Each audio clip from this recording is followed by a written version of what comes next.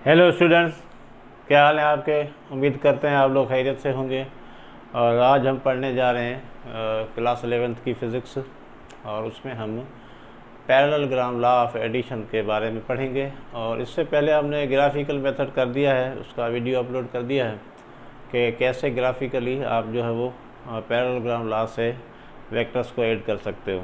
तो आज हम उसी लॉ यानी parallelogram law of addition of vectors या वेक्टर एडिशन का जो एनालिटिकल मेथड है वो समझने जा रहे हैं। अब एनालिटिकल मेथड का मतलब क्या होता है वो आपको बता दें कि एनालिटिकल जो मेथड होता है उसमें क्या आपने एक फार्मूले ड्राइव करने पड़ते हैं, यानी आपके पास एक टूल आ जाता है। यहाँ पर ट्रिग्नोमेट्री भी आपकी इन्वॉल्व हो जाएगी, ठीक है जी। यानी आप पहले जो ग्राफिकल करें तो वहाँ पर ज्योमेट्रिकल जो रूल है वो इस्तेमाल हो रहे थे। सिर्फ आप जो है वो ज्योमेट्रिकल शेप के ज़रिए जो है वो वेक्टर्स की मेजरमेंट या वगैरह आप रिजल्टेंट हासिल कर रहे थे। अब आपका क्या होगा कि यहाँ पर फार्मूले ड्राइव किए जाएंगे जिसकी मदद से आप वेक्टर्स को ऐड कर सकते हो, ठीक है। तो चलते हैं हम एनालिटिकल मेथड पे। उससे पहले आपको थोड़ा वही आपका ग्राफिकल मेथड कैसे हम जो है वो पैरेललोग्राम लॉ ऑफ एडिशन पे जाते हैं, ठीक है जी। तो यहाँ पर देखो आपके पास दो वेक्टर्स थे। अब थोड़ा याद करें, उसी लेक्चर में हमने बताया था अगर आपके पास ये दो वेक्टर हैं ए और ये वेक्टर आपका दूसरा है ये बी, किसी भी एंगल पे पड़ा, थीटा पे पड़ा हुआ है, डायरेक्शन उसकी क्या है, थीटा है, ये वेक्टर बी है। तो हमने ग्राफिकल मेथड में क्या किया था कि इसको हेड टू टेल के हिसाब से मिलाया था, मगर यहाँ पर जो है वो हमने पैरेललोग्राम लॉ में मैंने उस दिन बताया था आपको कि भाई हमेशा टेल टू टेल ऐड किया जाएगा, यानी वेक्टर्स को टेल टू टेल कनेक्ट किया जाएगा और वेक्टर्स की टेल्स को आपस में मिलाया जाएगा। तो पहले हमने क्या किया था, वेक्टर ए को रखा था, ठीक है, और यहाँ पर आपका क्या था, वेक्टर बी को पैरेलल शिफ्ट करेंगे, इसको भी पैरेलल शिफ्ट किया, इधर इसको भी पैरेलल शिफ्ट करेंगे, यानी डायरेक्शन और मैग्नीट्यूड सेम रखेंगे। तो यहाँ पर ये थीटा के हिसाब से इस डायरेक्शन में ये आ गया आपका, ठीक है जी। अब यही डायरेक्शन है। अच्छा, आपको अगर डिफरेंट लग रहा है तो अब ज़ाहिर है मेजरमेंट नहीं है, मैं अपने हिसाब से कोशिश कर रहा हूँ कि इसको उसी डायरेक्शन में लिया जाए, ठीक है। अच्छा, अब यहाँ पर देखें ये वेक्टर्स आपस में टेल टू टेल आपस में इंटरसेक्ट कर रहे हैं, ठीक है। अब दूसरे स्टेप में क्या किया जाता था कि भाई आपने इसके पैरेलल एक लाइन खींचनी है, इस वेक्टर के पैरेलल, और आपना इस वेक्टर के पैरेलल भी एक लाइन खींचनी है, ड्रा करनी है।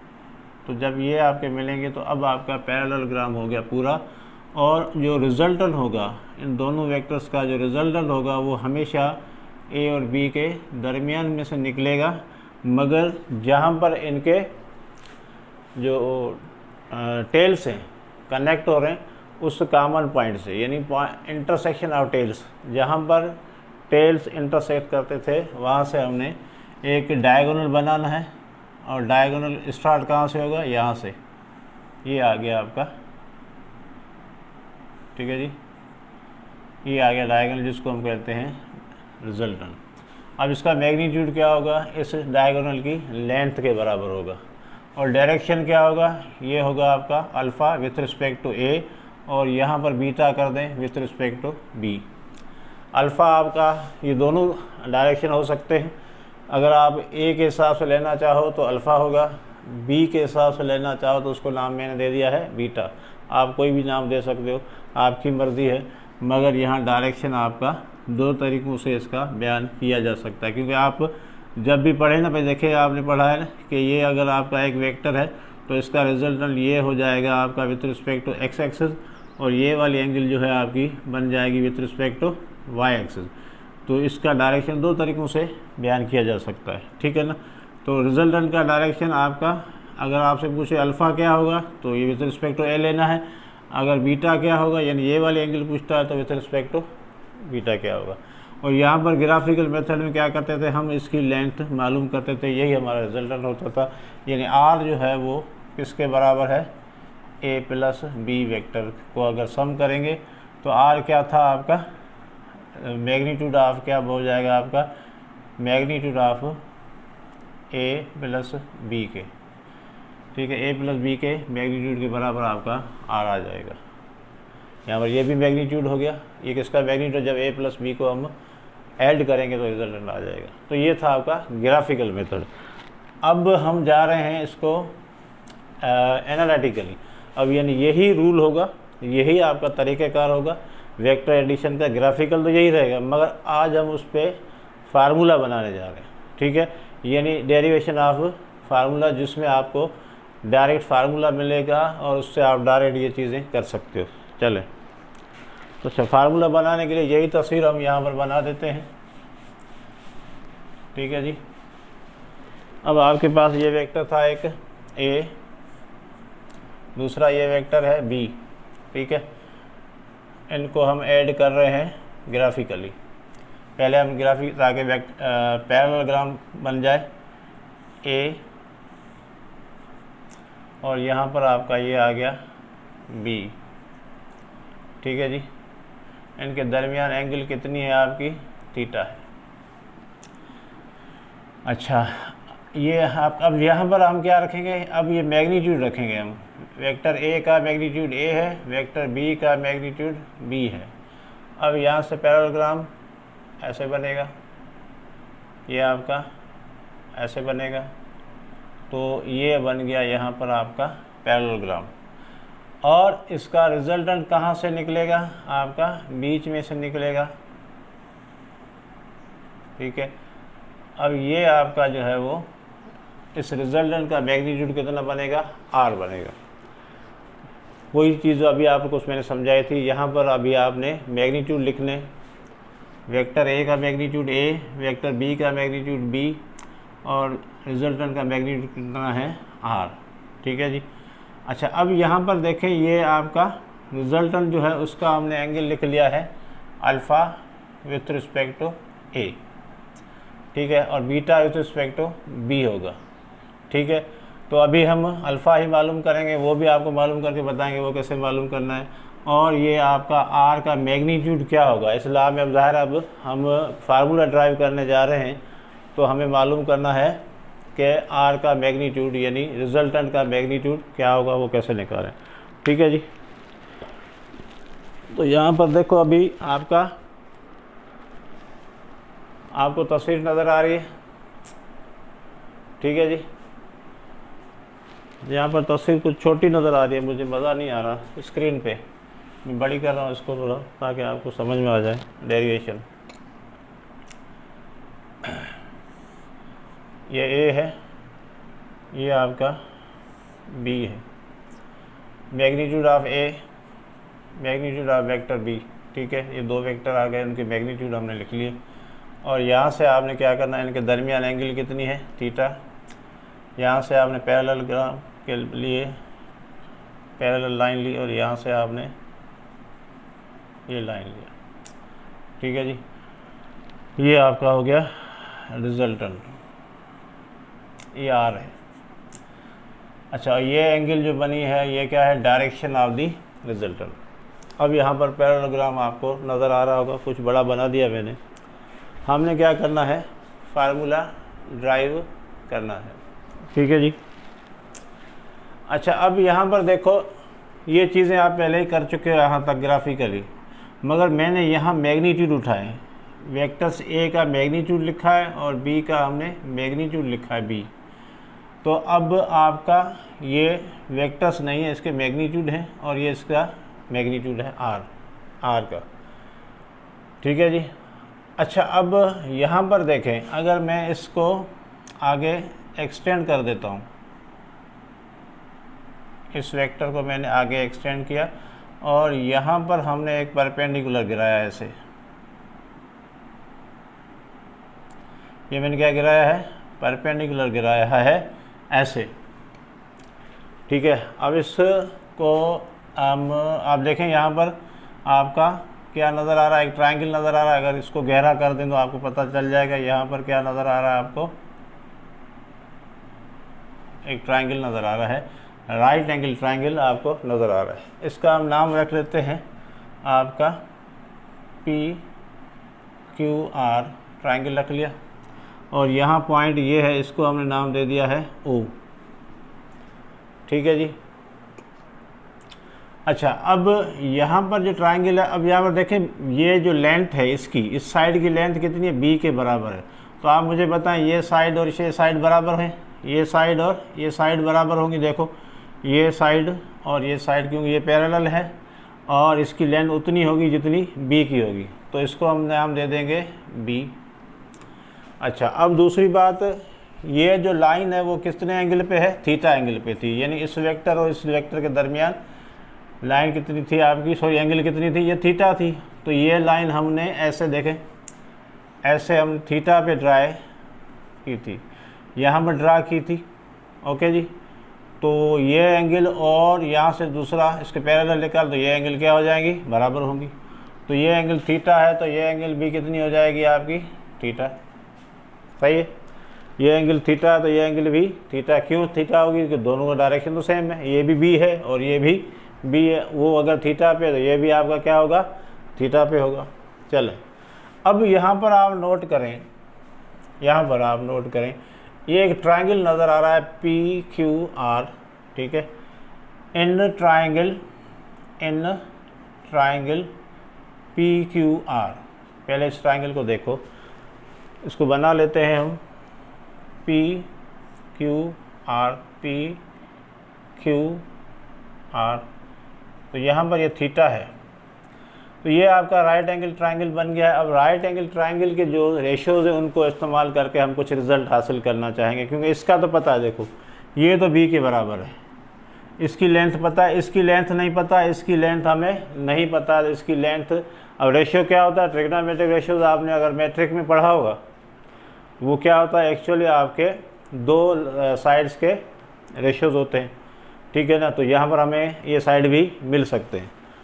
तो अभी हम रख रहे हैं कि आपका रेशियो साइन थीटा का ले रहे हैं, यहाँ पर थीटा है। साइन थीटा क्या होता है, परपेंडिकुलर अपॉन हाइपोटेन्यूज। अब देखें यहाँ पर परपेंडिकुलर ये है आपका PR, क्या है, PR। हाइपोटेन्यूज क्या है आपके पास, B है। तो PR बराबर हो जाएगा आपका, ये B इधर डिवाइड हो रहा है, इधर मल्टीप्लाई हो गया। PR की लेंथ हमें मिल गई, कितनी मिली है, कितनी मिली भैया, साइन B साइन थीटा। इसी तरह अगर कॉस थीटा का रेशियो लगाते हैं, बेस अपॉन हाइपोटेन्यूज। बेस कितना है, देखो QR, बेस है QR और हाइपोटेन्यूज कितना है, B। तो QR किसके बराबर हो जाएगा, QR बराबर हो जाएगा B कॉस थीटा के, B कॉस थीटा के। तो ये भी हमें मिल गया, दोनों साइड मिल गए आपको। यानी PR किसके बराबर मिला है आपको, PR आपको मिला है B साइन थीटा के। QR किसके बराबर मिला है, B कॉस थीटा के। ओके। तो इस तरह आपको इस ट्रायंगल के बकाया दो साइड्स की लेंथ भी मिल गई है। एक मिली है आपको B साइन थीटा, दूसरी मिली है आपको B कॉस थीटा। यानी परपेंडिकुलर ये वाला आपका थीटा के सामने वाला जो है, थीटा के सामने वाला साइड B साइन थीटा मिला है और उसका बेस जो बनाया हमें B कॉस थीटा मिला है। तो ये आप पहले पढ़ चुके हो मैट्रिक में, उसी तरह हमने यहाँ पर ये साइडें हासिल की हैं। ओके। अब देखें एक और ट्रायंगल भी नज़र आ रहा है जिसका नाम है OPR। यहाँ से देखो ये ट्रायंगल आपको एक बड़ा ट्रायंगल नज़र आ रहा है। मेरी यहाँ पर मार्कर जा रही है OPR, यहाँ से लेकर यहाँ तक ये आपका ट्रायंगल नज़र आ रहा है। ये भी राइट एंगल ट्रायंगल है, ये भी आपका राइट एंगल ट्रायंगल है। सही है। अब हम लिखते हैं कि इन राइट एंगल ट्रायंगल कौन सा है, OPR।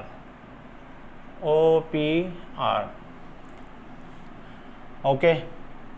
इसमें हम कह सकते हैं कि भाई यहाँ पर आपका परपेंडिकुलर मिला हुआ है, बेस भी मिला हुआ। बेस कैसे मिला हुआ, देखो यहाँ से लेकर यहाँ तक A है, यहाँ से लेकर यहाँ तक A प्लस में ये आ गया। तो मैं इसको अगर ऐसे क्लियर लिख दूँ, यहाँ से लेकर यहाँ तक इसका बेस कितना हो जाएगा, ये टुकड़ा ए है और ये टुकड़ा कितना है, बी कॉस थीटा है। ठीक है, तो ये पूरा बेस कितना हो गया, a plus B cos theta. आप समझते हो ना, पूरे ट्रायंगल का बेस कितना हो गया। पहले ये मिला हुआ था हमें, ये मैंने कहा था पहले ही, मैंने कह दिया था कि भाई ये मैग्नीट्यूड रखा है मैंने, ये वेक्टर नहीं है। और ये आपका अभी लेंथ मालूम किया, बी कॉस थीटा, दोनों को प्लस करेंगे, यहाँ इसका बेस मिल गया। अब ये आपका क्या है, परपेंडिकुलर है, बी साइन थीटा। और ये आर क्या है, मैग्नीट्यूड ऑफ द रिजल्टेंट है, ये आपका आर के बराबर है।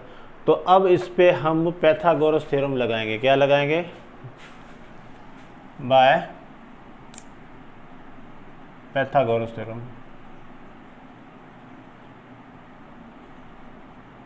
लगा दें भाई। क्या था, हाइपोटेन्यूज का स्क्वायर, हाइपोटेन्यूज कितना है, आर है, plus is equal to base का स्क्वायर, बेस कितना है, ए plus B cos theta whole square, plus perpendicular का square b sine theta whole square. अब मुझे बताएं, ये तो पहले से ही आपको पता है पैथागोरस थ्योरम कैसे लगाया जाता है। हाइपोटेन्यूज जो square of the hypotenuse will be equal to the sum of the squares of the base and hypotenuse. ठीक है, तो वही फार्मूला मैंने यहाँ लगाया है, कोई नया फार्मूला नहीं है आपके लिए। सही है जी। अब हम करेंगे इसको सॉल्व, तो कहीं ना कहीं बात पहुँच ही जाएगी। ठीक है जी, इसको सॉल्व कर लें। अब आर का स्क्वायर आर स्क्वायर हो गया, इसका स्क्वायरिंग करेंगे ए स्क्वायर, ये तो आता है ए plus b whole square, plus आपका क्या होगा 2a बी कितना है, b cos theta, 2ab cos theta हो गया, और प्लस बी का square b square cos square theta, और यहाँ पर क्या होगा आपका b square sine square theta. ठीक है जी, सिर्फ मैंने इसको खोल दिया है, a square 2ab b square, a पे ए स्क्वायर हो गया, ये 2ab कॉस थीटा हो गया, और बी स्क्वायर आखिर में cos square theta, b square sine square theta, इसका स्क्वायरिंग हो गया। चलो अभी यहाँ पर हम करेंगे a square is equal to a square plus 2ab cos theta plus आपका बी स्क्वायर, दोनों में कॉमन ले लेते हैं, यहाँ पर cos square theta plus sine square theta. चल अब कुछ याद आ रहा है,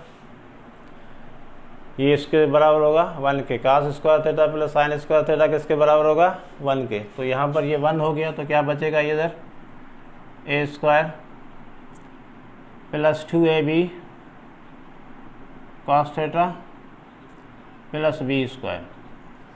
तो इसको हम ऐसे भी लिख सकते हैं, r square is equal to a square plus B square plus 2ab cos theta. आपको क्या चाहिए, अभी आर चाहिए, मैग्नीट्यूड ऑफ रिजल्टेंट आर चाहिए। तो R taking root on both side, taking root on both side, ये आर चला गया रूट में और ये भी चला गया रूट में। ओके जी, अब ये हट गया, आर आ जाएगा, और ये आपका नहीं हटेगा तो इसको रहने दें, a square plus B square plus 2ab cos theta. ये है फाइनल रिजल्ट आपके मैग्नीट्यूड। अब ये फार्मूला याद रखें या ये रखें, एक ही बात है। हमने यहाँ पर फाइनल स्टेज तक चले गए हैं। आर इज इक्वल टू क्या होगा, under root a square plus B square plus 2ab cos theta. ये वो फार्मूला है, एनालिटिकली आप दो वेक्टर्स को ऐड कर सकते हो पैरेललोग्राम लॉ की मदद से। जब भी पैरेललोग्राम लॉ आपको मिलेगा तो अब डायरेक्ट न कोई तस्वीर बनानी है, ए का मैग्नीट्यूड उठाओ, बी का मैग्नीट्यूड उठाओ और उनके दरमियान एंगल उठाओ और आप रिजल्टेंट निकाल दो। ठीक है, बहुत ही सिंपल फार्मूला, याद करना भी आसान है। क्या है, a square plus B square plus 2ab cos theta radical में बराबर किसके आ जाएगा। इसको ऐसे भी लिख सकते हो भाई, ऐसे मॉड डाल दो। ठीक है ना, मॉड और वो एक ही बात है ना, कोई मसला आपके लिए नहीं होना चाहिए। तो ये आ गया आपका रिजल्टेंट। समझ में आ गई बात। तो सिंपली आपको फार्मूला, अब देखें आपका तो हेड है कि ये फार्मूला याद हो, मगर ये डेरिवेशन आपका आना ज़रूरी है, एग्ज़ाम में आ सकते हैं, आपके डिस्क्रिप्टिव एग्ज़ाम जो होते हैं उसमें डेरिवेशन भी की जा सकती है या आपसे डिमांड की जा सकती है, ठीक है, और उसके कंसेप्ट क्लियर करने के लिए भी लाजमी होता है। सही जी। तो अभी यह हो गया। अब एक और चीज़ बचती है भाई, यहाँ पर आपका ये आर तो आ गया आपके पास, ये नहीं आया अभी तक, अल्फ़ा नहीं आया, क्योंकि वेक्टर के पास दो चीज़ें होती हैं, एक मैग्नीट्यूड होता है, दूसरा क्या होता है, डायरेक्शन। अब डायरेक्शन मालूम करना बाकी है, तो अब इसी ट्रायंगल की मदद से हम डायरेक्शन भी मालूम कर सकते हैं। चलें उसको मालूम करते हैं। समझ में आ गया, डेरिवेशन समझ में आया। चलें अभी हम मालूम करते हैं आपका डायरेक्शन। ये था मैग्नीट्यूड, तो फार डायरेक्शन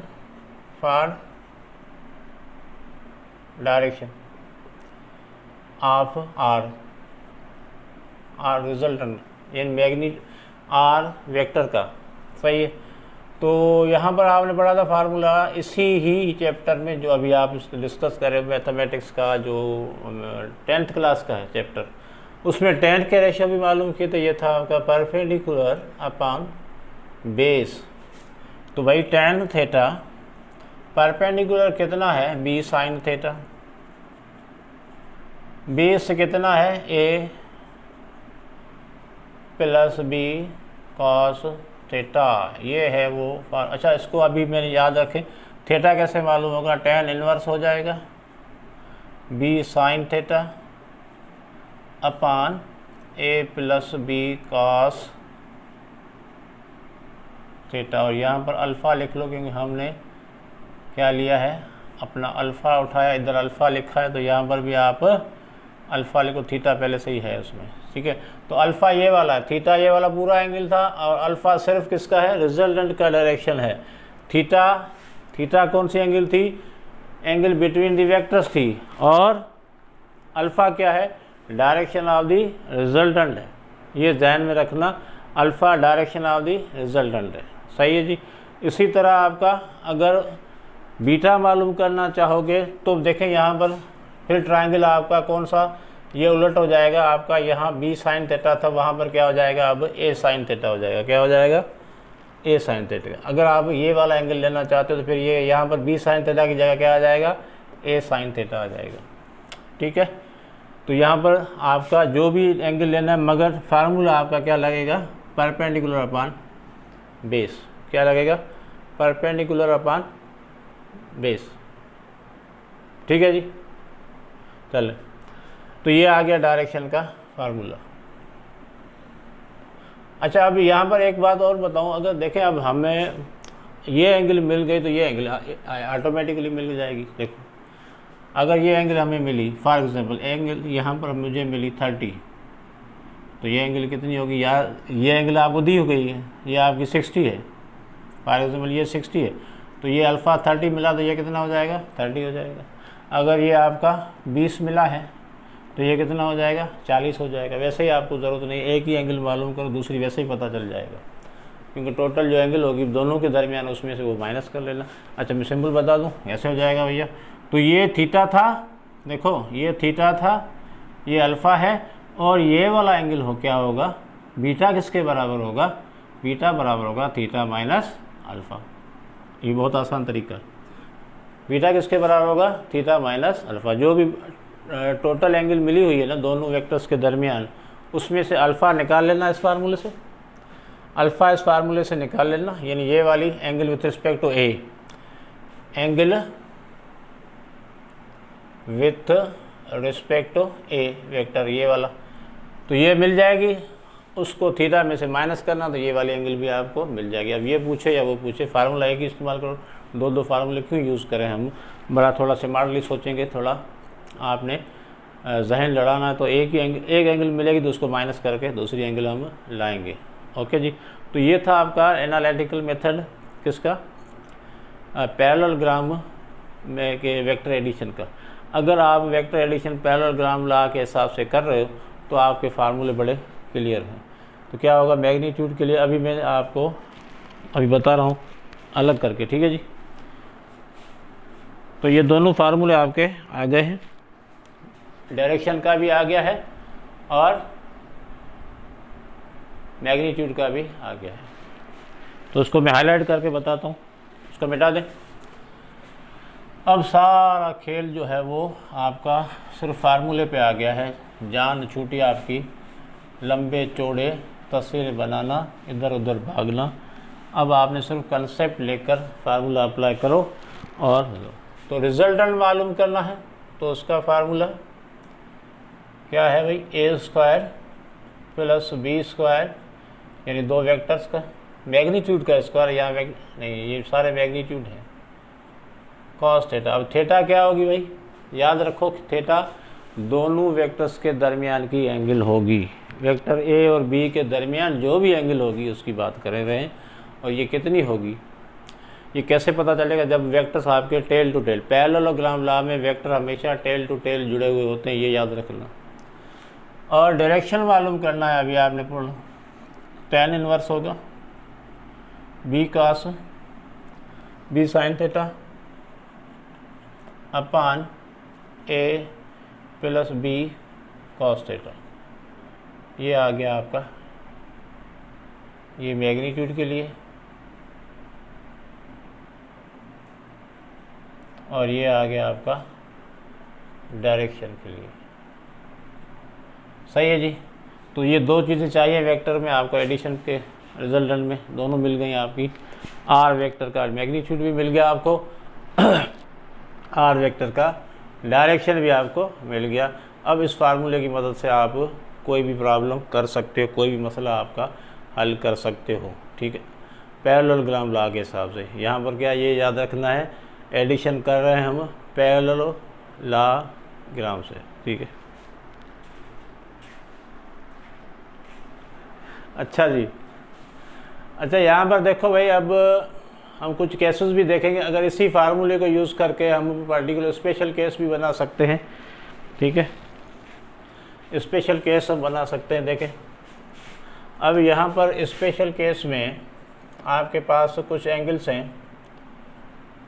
अगर थीटा आपका कितना है, 0 है, थीटा अगर आपके पास क्या है, 0 है, यानी दो वेक्टर्स के दरमियान एंगल कितनी है, 0। तो आप समझे में पैरेलल होंगे, एक वेक्टर ए आ गया, दूसरा वेक्टर बी आ गया, ठीक है। अगर इसको आप नीचे रख दें कहीं भी मगर डायरेक्शन सबका सेम है तो हम कह सकते हैं कि इनके दरमियान एंगल कितना होगा, 0 डिग्री होगा। तो फिर ये फार्मूला लगाएं तो क्या बनेगा, तो रिजल्टेंट क्या होगा, आर वेक्टर का रिजल्टेंट क्या होगा, ए प्लस बी होगा, ठीक है। तो इस फार्मूले को यूज़ करेंगे। मैग्नीट्यूड मालूम करना चाहते हैं तो R A square plus B square, ये मैग्नीट्यूड आ गया ए का बी का, प्लस 2ab, ये मैग्नीट्यूड कास थीटा, यही वाला फार्मूला है। तो यहाँ पर देखो भाई, a square plus B square plus 2ab cos 0। अब कास 0 आपको पता है किसके बराबर है, 1 के बराबर है। तो ये क्या हो जाएगा, a square plus B square plus 2ab into 1 हो जाएगा। तो यहाँ पर देखो भैया, ये हो जाएगा a square plus B square plus 2ab। तो अब आपको देखें एक चीज़ नज़र आ गई है, 2a square plus B square plus 2ab, यानी a square plus 2ab plus B square. कुछ याद आ रहा है, ये एक फार्मूला है कंप्लीट स्क्वायर का formula, a plus b whole square का है। चलो भैया, ये किसके बराबर हो गया, a plus b whole square का, स्क्वायर ख़त्म रूट में, और जवाब क्या आ जाएगा, a plus b, a plus b. अब मुझे बताएं, ये आप का जो मैग्नीट्यूड होगा, अब आर का अगर आपके पास पहले से ही पता है आपको वेक्टर्स पैरेलल हैं। देखो लैंग्वेज का मसला है, अगर वेक्टर्स पैरेलल हैं, दो वेक्टर्स ए और बी पैरेलल हैं, तो उनका रिज़ल्ट हमेशा मैक्सिमम आएगा। और कैसे निकालेंगे, ये मैंने इसी फार्मूले से प्रूव कर दिया, ऐसे ही तुक नहीं मार रहे इधर, इसी फार्मूले से प्रूव हो गया भाई। अगर आपके वेक्टर्स पैरेलल हैं, उनके दरमियान एंगल कितनी है, 0 डिग्री है, तो उसके लिए आप डायरेक्ट a प्लस बी कर सकते हो, यानी a का और b का मैग्नीट्यूड जमा कर सकते हो, जो अलाउड नहीं था। हमें पहले बताया गया है कि भाई अर्थमेटिक नहीं, यहाँ पर अर्थमेटिक इसलिए कर रहे हैं, मगर हमने सारा कौन सा लिया है, वेक्टर एडिशन का रूल का लिया है, ऐसे नहीं निकाला है। मगर यहाँ पर आखिर में क्या जवाब आ रहा है, a प्लस बी। तो ये अर्थमेटिक रूल के हिसाब से नहीं बना, ये बना किस हिसाब से, आपका वेक्टर एडिशन रूल के हिसाब से हम लेके यहाँ रिज़ल्ट आखिर में a प्लस बी आया है। तो ये जो रिज़ल्ट है ये मैक्सिमम रिज़ल्ट हो सकता है किसी भी रिजल्टेंट का, a प्लस बी। यानी अगर ये आपका 3 है और ये 4 है तो ये कितना हो जाएगा, 7। 7 से ज़्यादा तो हो ही नहीं सकता, 7 से ज़्यादा हो ही नहीं सकता। समझ में आ रही है ना बात। तो ये मैक्सिमम रिज़ल्ट होगा किसी भी सिचुएशन में जब आपका एंगल आपका कितना होगा, 0 डिग्री होगा। तो समझ में आ रही है, जब वेक्टर्स पैरेलल हों या आपको बोलेगा कि उनके दरमियान एंगल 0 डिग्री है, तो उनका रिजल्टेंट हमेशा क्या होगा, मैक्सिमम होगा। क्या होगा, मैक्सिमम। कैसे निकालोगे, a प्लस बी करोगे, वेक्टर को नहीं ऐड करोगे। यहाँ पर क्या हो रहे हैं, ऐड a प्लस बी, उनके मैग्नीट्यूड ऐड हो रहे हैं। या इस तरह लिख लो भैया, जान छुड़ाओ, इस तरह लिख लो, रिजल्टेंट ऑफ a और magnitude of a magnitude of b। सही है ना, a का मैग्नीट्यूड b का मैग्नीट्यूड जमा करो, किसके बराबर आएगा, r के। ये आपका क्या होगा, मैक्सिमम कंडीशन हो गई। चलें, अब दूसरा केस है आपके पास। अगर ये पहला केस हो गया, दूसरा केस है आपके पास कि अगर थीटा कितना है, 180 है, तो लगाएं इस पर r मैग्नीट्यूड ऑफ क्या होगा, a square plus b square plus 2ab कास 180 लगा दिया मैंने डायरेक्ट। और कास 180 किसके बराबर है, -1 के बराबर है। लगा दो भैया, a square plus b square plus 2ab -1 लिख दिया। तो ये हो गया आपका a square plus b square plus 2, plus नहीं होगा माइनस हो जाएगा, plus into minus minus 2ab। तो ये यहाँ पर कंप्लीट स्क्वायर है, कौन सा, a minus B whole square का है, तो वो हम रख देते हैं a minus B whole square. ये कट गया, रिजल्टेंट क्या आ गया आपका, a माइनस बी। अब ये कौन सी कंडीशन हो गई, मिनिमम। ऐसा शॉर्ट फॉर्म में लिख दो भाई, मिनिमम। सही है। तो भाई अगर आप 180 रखोगे तो रिजल्टेंट क्या आएगा, मिनिमम आएगा। अगर एंगल दो वेक्टर्स के दरमियान क्या है, 180 की है, तो रिजल्टेंट क्या आएगा, मिनिमम। अगर दोनों वेक्टर्स के दरमियान एंगल 0 है यानी पैरेलल हैं, तो रिजल्ट क्या आएगा, मैक्सिमम। समझ में आया।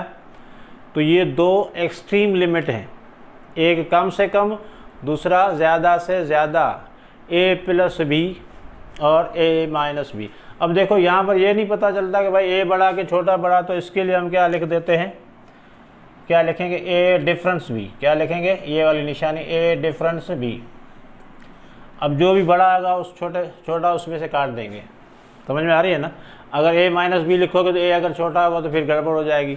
तो इससे अच्छा है कि आप लिखो a डिफरेंस b, दोनों का डिफरेंस, a और b का डिफरेंस। जब एंगल आपकी 180 की होगी तो रिजल्टेंट क्या निकलेगा, दोनों का डिफरेंस, a और b का मैग्नीट्यूड का डिफरेंस निकलेगा। अगर यहाँ पर देखो, इधर मैंने क्या लिखा था, 3 और 4, इसका डिफरेंस क्या बनता है, 1। और a प्लस बी करो, आपका एडिशन कितना बनता है, सम 7। ठीक है ना। तो ज़्यादा से ज़्यादा 7 और कम से कम 1 बनेगा। तो यहाँ पर एडिशन में दो ही रिजल्ट लगा सकते हैं एक्सट्रीम लेवल पे, बीच में सारे आएंगे।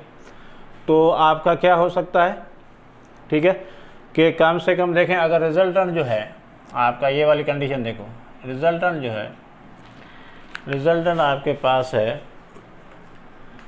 रिजल्टेंट आपके पास है लेस एंड इक्वल टू क्या होगा, a minus B, greater and, sorry ये ग्रेटर एंड इक्वल है, ये लेस एंड इक्वल क्या है, a प्लस बी। ये कंडीशन याद रखो हमेशा भाई। मैक्सिमम, यहाँ पर क्या लिख देंगे आप मैक्सिमम, और यहाँ पर क्या कर देंगे आप मिनिमम। इस तरह लिख लो भाई, ये भी लिख लो। यहाँ पर क्या होगा मिनिमम होगा, ठीक है। यहाँ पर क्या होगा मिनिमम, यहाँ पर क्या होगा आपका मैक्सिमम।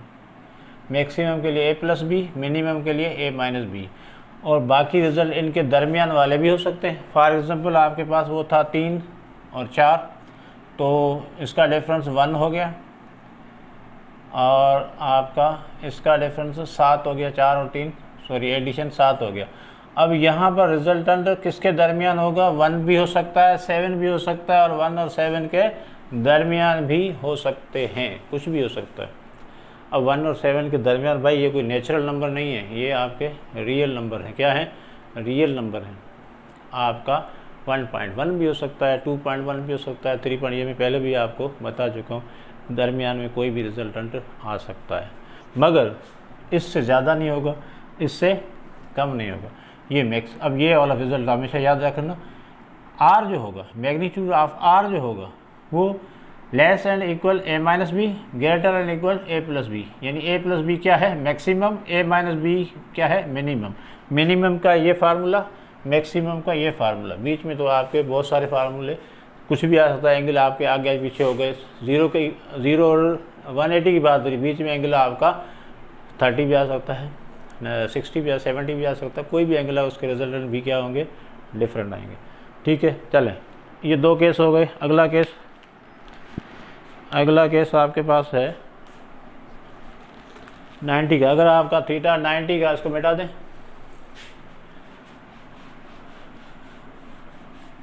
थीटा अगर आपके पास 90 का है, इन 2 वेक्टर्स के दरमियान एंगल कितनी है, 90 की है, तो उसकी एडिशन कैसे करेंगे। थीटा इज इक्वल टू क्या है, 90 डिग्री है। तो लगाएं भाई, रिजल्टेंट ऑफ आर क्या होगा, a का स्क्वायर प्लस b का square plus 2ab cos 90 degree. 90 degree किसके बराबर है, 0 के बराबर है। खेल ख़त्म। a square plus b square plus 2ab into cos 90 0। तो ये हो गया आपका रिजल्टेंट, क्या हो जाएगा, a square plus b square. बहुत ही आसान। अगर आपका, अब देखो ये सारे जो आपके निकले कहाँ से, एक ही फार्मूले से निकले, एक ही फार्मूले को हम यूज़ करके ये कंडीशन मालूम कर रहे हैं। तो यहाँ पर खेल हो गया कि भाई अगर आपका एंगल 90 का है, एंगल आपका 90 का है, तो रिजल्टेंट कैसे मालूम करेंगे, a का और b का स्क्वायर करो और प्लस कर दो। यानी पूरा फार्मूला लिखने की ज़रूरत नहीं है। अगर कोई आपसे कहे कि 2 वेक्टर्स हैं और उनके दरमियान देखें, यहाँ पर देखो मैं आपको बता रहा हूँ। अब मैग्नीट्यूड ऑफ a कितना है, आपको मिला हुआ है 5। मैग्नीट्यूड ऑफ b कितना मिला हुआ है आपके पास, 3। मैग्नीट्यूड ऑफ r मालूम करना, क्या करोगे, magnitude of r is equal to 5 का स्क्वायर प्लस b यानी कितना है, 3 का स्क्वायर हो गया, 25 प्लस 9 ये हो गया 34। कितना हो गया, 30 आ गया। कोई हमने यहाँ पर पैरेललोग्राम नहीं बनाया, कोई तस्वीर नहीं बनाई, कुछ भी नहीं किया हमने। डायरेक्ट 90 की एंगल थी तो हमने क्या किया, आके वेक्टर्स क्या थे, ये भी कह सकता है परपेंडिकुलर है, ये भी आपसे कह सकता है वेक्टर परपेंडिकुलर है, ऑर्थोगोनल हैं। ठीक है ना। ये आपके आगे प्रॉब्लम्स में आपको हम समझाने वाले हैं। बहुत सारी लैंग्वेज इस्तेमाल होगी अब बहुत सारे और। तो मैं कहता हूँ कि भाई यहाँ पर जो बच्चे देख रहे हैं इसको, तो ये आप लेक्चर को आप देखें और अपने दोस्तों के साथ भी शेयर करें, ताकि आपको, उनको भी, अगर आपको समझ में आए तो हो सकता है उनको भी समझ में आ जाए। ठीक है जी। तो इस तरह 3 केस हमने पढ़े। ठीक है। अब यहाँ पर मैं इसको समराइज़ कर रहा हूँ तीनों को। अब 90 का एंगल है तो ये फार्मूला लगेगा। ठीक है। अब मैं दोबारा आपको समराइज़ कर, आपको क्या याद रखना है, अब आपके काम की बात यहाँ पर प्रिसाइज करके लगे। अगर इफ़ थीटा यानी एंगल बिटवीन दिस वेक्टर्स कितना है, 0 है, देन तो आर किसके बराबर होगा, a प्लस बी के। इसको हम क्या कहते हैं, मैक्सिमम। अगर थीटा आपका 180 होगा तो आर किसके बराबर होगा, ए डिफरेंस बी, या ए माइनस बी लिखें, या इसको ए डिफरेंस बी लिखें तो बेहतर रहेगा, क्योंकि आपने माइनस नहीं लेना, मैग्नीट्यूड कभी भी माइनस में नहीं आता। ये रिज़ल्ट क्या होगा, मिनिमम होगा। अगर थीटा आपका 90 डिग्री है तो आर किसके बराबर होगा, under root a square plus B square. अब देखो ये मॉड में लिखें या ऐसे लिखें, आपकी मर्ज़ी है, दोनों आपके मैग्नीट्यूड पढ़े जाएंगे। ठीक है जी, तो ये 3 कंडीशन थे। अब आते हैं हम जो भी अभी पढ़ा है उसको इस्तेमाल करके आपके प्रॉब्लम सॉल्व करते हैं। ठीक है जी, तो चलिए नेक्स्ट हमारा जो आपका स्टेप होगा यहीं पर कर रहे हैं, इसी वीडियो में कर रहे हैं, जाने की ज़रूरत नहीं है, यहीं पर कर रहे हैं और हम कुछ प्रॉब्लम करते हैं, जो आज सीखा है उसके मुतालिक कुछ प्रॉब्लम करते हैं। ठीक है जी, चलें मिटा दें, इसको मिटा दें। तो चलें जी, हम एक और केस डिस्कस करने जा रहे हैं और इस केस में हमने बताया कि अगर वेक्टर्स 2 बराबर हैं, 2 वेक्टर्स जो हम ऐड करने जा रहे हैं वो अगर दोनों का मैग्नीट्यूड बराबर है और डायरेक्शन भी बराबर, इक्वल वेक्टर्स है। ठीक है, सॉरी इक्वल वेक्टर्स नहीं है, सॉरी वेक्टर्स इक्वल नहीं है, मगर उनका क्या है, मैग्नीट्यूड बराबर है। यानी ए का मैग्नीट्यूड बराबर है बी के और बी का मैग्नीट्यूड बराबर होगा ए के, दोनों बराबर हैं। यहाँ पर ए का मैग्नीट्यूड बी के बराबर है और बी का मैग्नीट्यूड ए के बराबर है, यानी एक दूसरे के बराबर है। यहाँ पर केस है आपका 60 डिग्री का और यहाँ पर केस है आपका 90 डिग्री का। तो ये आपका स्पेशल केस के हिसाब से भी आप ले सकते हो, क्योंकि इसका भी एक फार्मूला 60 डिग्री का जब भी आएगा, मगर सिचुएशन यहाँ पर क्या है कि अगर वेक्टर बराबर है, यहाँ पर ये ख़ास तौर पर नोट कर लेना, अगर दोनों वेक्टर का मैग्नीट्यूड बराबर है, क्या केस क्या है, दोनों वेक्टर्स का मैग्नीट्यूड क्या है, बराबर है, तो ही आप जो है वो ये चीज़ें अप्लाई करोगे जो आपका अभी फार्मूला हम बनाने जा रहे हैं। ठीक है, तो चले यहाँ पर आपका फार्मूला लगाएंगे रिजल्टेंट का। रिजल्टेंट मालूम करना है इसका, जब एंगल कितनी आपकी 90 डिग्री है, तो आपने डायरेक्ट फार्मूला इस्तेमाल करना है, a square plus B square plus 2ab cos theta. ठीक है जी, अच्छा अब यहाँ पर ए स्क्वायर है और बी की जगह मैं ए ले सकता हूँ क्योंकि दोनों का मैग्नीट्यूड बराबर है, तो यहाँ पर बी की जगह हमने क्या ले लिया, ए ले लिया, क्योंकि दोनों का मैग्नीट्यूड क्या है, बराबर है। अच्छा जी, तो बी की जगह मैं बी बराबर ए ले रहा हूँ, तो यहाँ पर भी ए जाएगा और कास 90 कितने का होता है वो आपको पता, 0 का होता है, यहाँ 90 रख लिया, तो ये हो जाएगा देखो जी, ए स्क्वायर प्लस ए स्क्वायर प्लस 2a इंटू ए 2a स्क्वायर इंटू 0, तो ये क्या हो जाएगा, a square plus A square plus 0, तो ये बन जाएगा 2a स्क्वायर। अब ए स्क्वायर तो आपका निकलेगा बाहर, बाकी अंदर क्या बचेगा आपका a अंडर रूट 2। ठीक है, अब यहाँ पर क्या आया, रिजल्टेंट क्या आया, a अंडर रूट 2, a की वैल्यू b के बराबर है, तो b अंडर रूट 2 भी हो सकता है, a अंडर रूट 2 भी हो सकता है। चले यहाँ पर आते हैं हम, इनका मैग्नीट्यूड बराबर है मगर एंगल क्या है, 90 नहीं है, अब 60 है, तो यही फार्मूला हम पुट करेंगे, a square plus B square plus 2ab cos 60।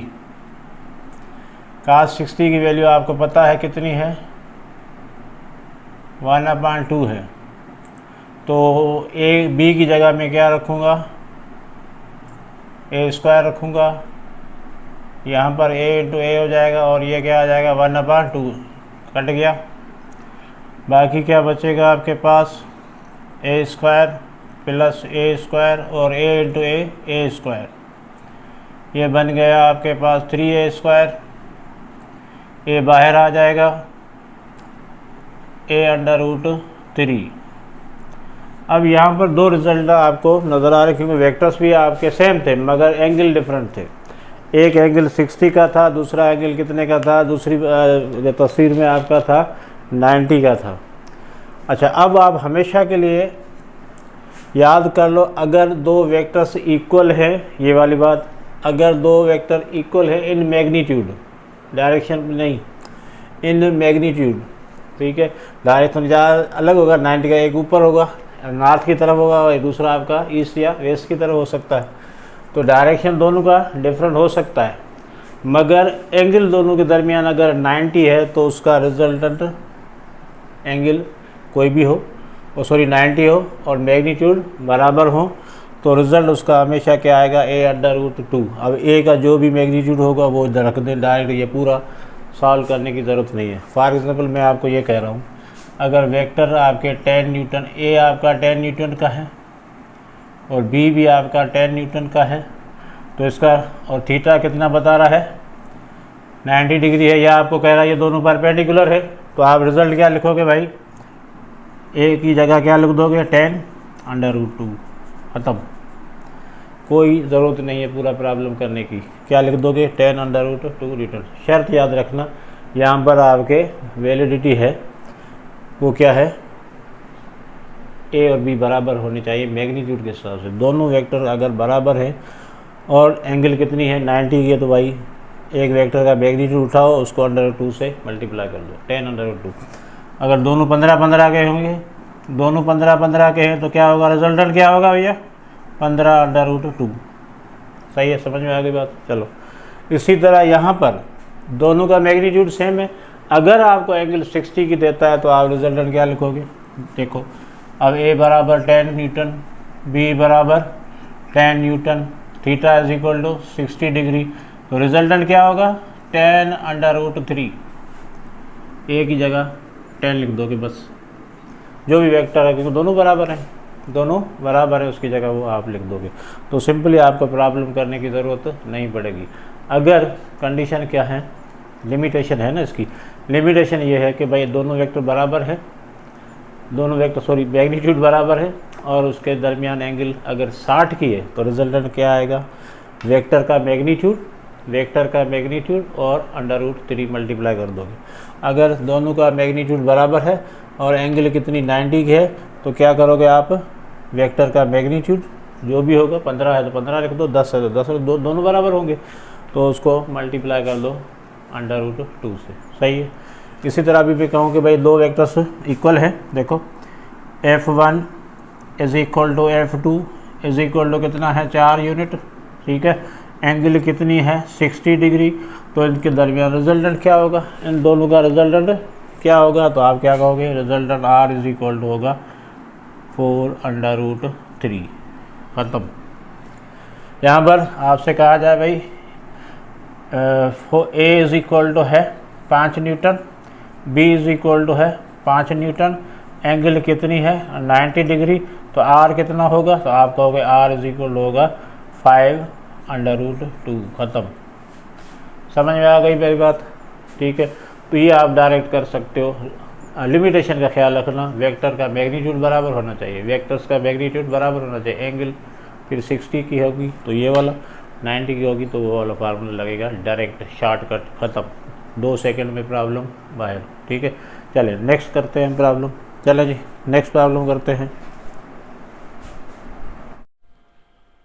तो चलें जी, नेक्स्ट प्रॉब्लम है आपके two forces each of magnitude 10 Newton act at a point as shown in the figure. Find the resultant. और रिजल्टेंट का magnitude मालूम करना है और डायरेक्शन भी आपने मालूम करना है, ठीक है जी। तो दो प्रॉब्लम सामने लिखे हुए हैं, ये हल करने हैं हमने, और अभी एनालिटिकल मेथड आपने फार्मूले आपको याद करवाए।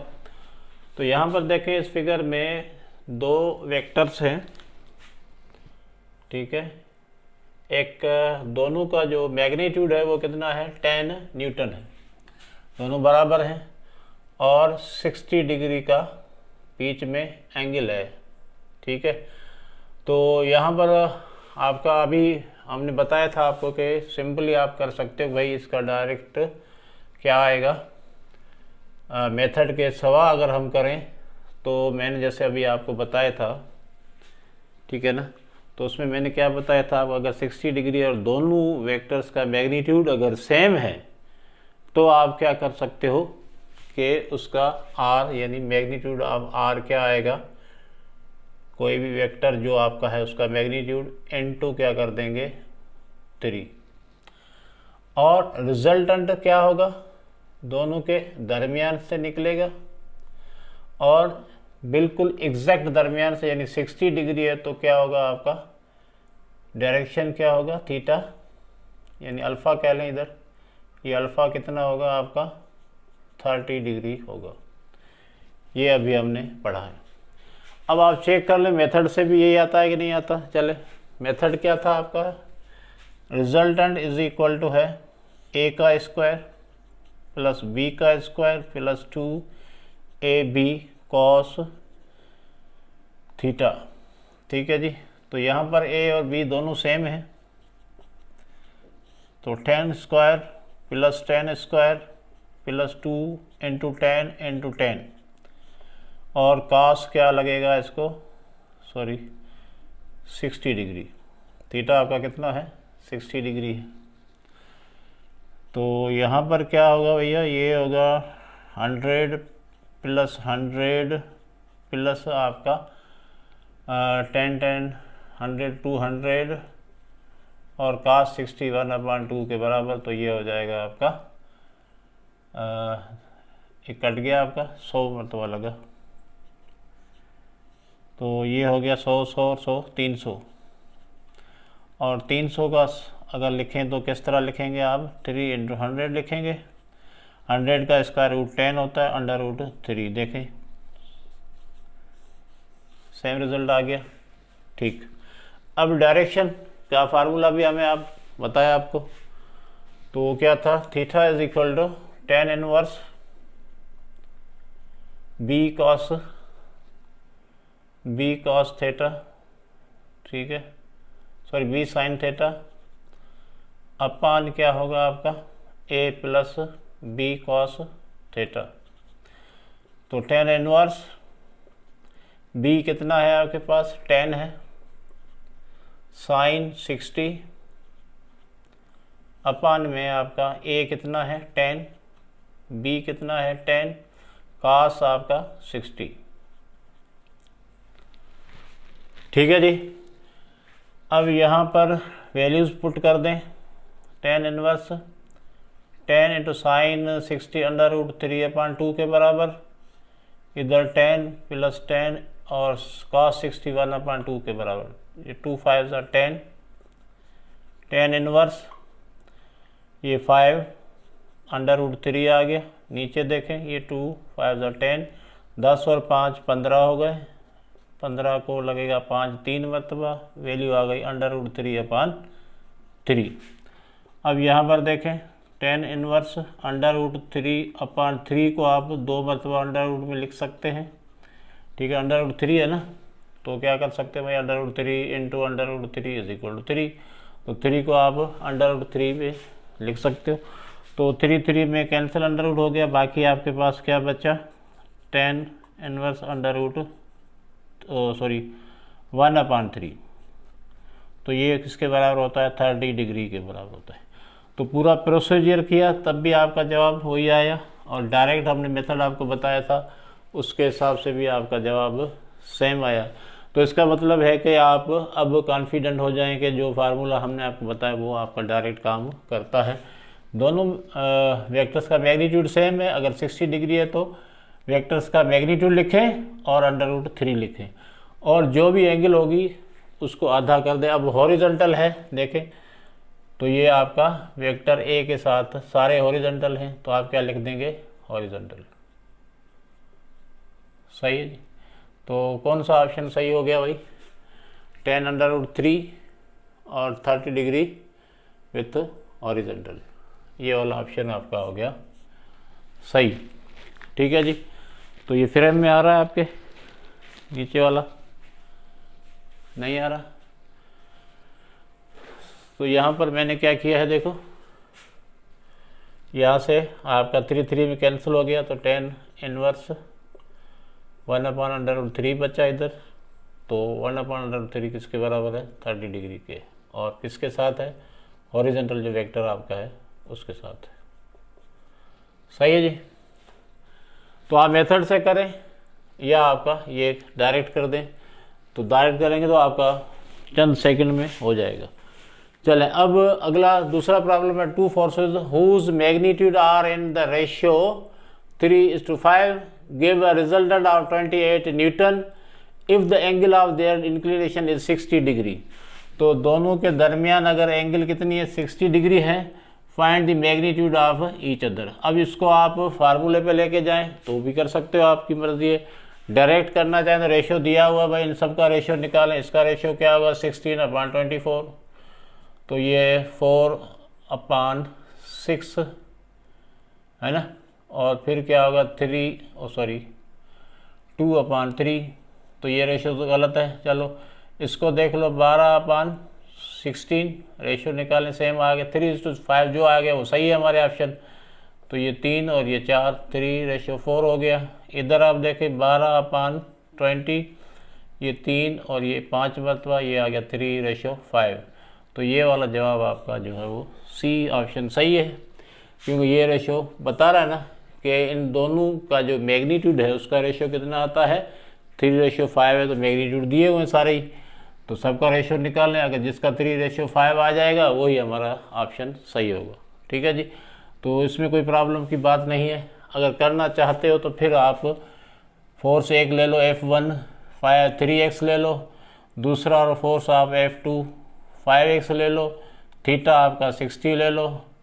अब आप लगाएंगे फार्मूला आपका, देखें 3x स्क्वायर यानी 9x², ये कितना होगा 25x² प्लस 2ab 15, और ये देखें 2ab 2 × 3x × 5x × 1/2 हो जाएगा, 2 में कैंसिल। तो ये हो गया, r कितना है आपका 28 है पहले ही। ठीक है जी, r दिया हुआ है 28, तो 9x² और ये 34 हो गया, और यहाँ पर कितना हो जाएगा 15, तो हो गया ये आपका 49x² हो गया। अब ये अंडर रूट खुल जाएगा, बाहर आ जाएगा 7x, तो x की वैल्यू कितनी आ गई आपकी 4, x की वैल्यू कितनी आ गई 4। अब देखें आपने 3 × 4 F1 क्या है, 3 × 4 कितना हो जाएगा 12, F2 कितना हो जाएगा 5 है, 5 × 4 = 20, तो ये आ गया 12 और 20, ये वाला ऑप्शन सेम आ गया। अब यहाँ जैसे करें, ये बहुत शॉर्टकट है और ये आपका पूरा मेथड है। अब आपकी मर्ज़ी, जो आपको सही लगे वो करें। चलें अब आप चलते हैं नेक्स्ट प्रॉब्लम पे। ठीक है, अब नेक्स्ट प्रॉब्लम देखते हैं क्या है, नोट कर लें इसको। चलें जी, अब नेक्स्ट प्रॉब्लम है अब देखें ये आपका जो प्रॉब्लम है इसको कैसे पढ़ेंगे, magnitude of vector a + b। ठीक है, magnitude of vector a + b is equal to